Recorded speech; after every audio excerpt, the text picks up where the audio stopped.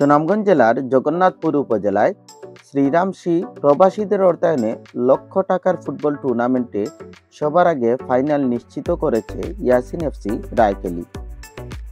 Final খেলাকে সামনে রেখে এখন পুরো গ্রামে বাড়তি রোমাঞ্চ বিরাজ করছে।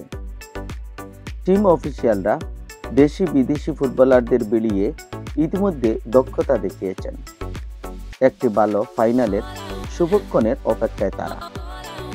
নিজেদের প্রথম ম্যাচে 1-0 বিলেজ স্টার একাডেমি দয়ামিত এবং দ্বিতীয় ম্যাচে 1-1 সমতার পর টাইব্রেকারে 4-2 ব্যবধানে 11 স্টার উমরপুর ইউপি দলকে হারিয়েছিল তারা।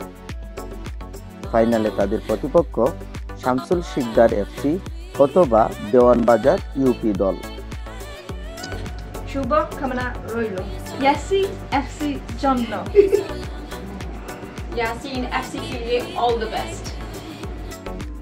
Good luck, Yasin FC. Smash it, boys.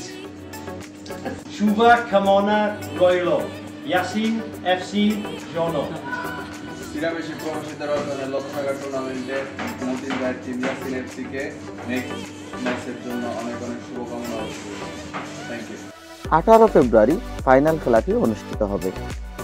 টিমের স্বত্বাধিকারী যুক্তরাজ্য প্রবাসী আব্দুল মতিন ও আব্দুল মানি সবাইকে মাঠে গিয়ে খেলা দেখার আমন্ত্রণ জানিয়েছেন।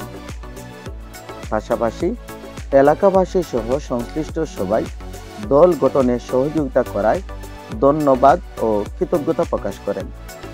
রিপোর্ট জিয়াউল হক জিয়া।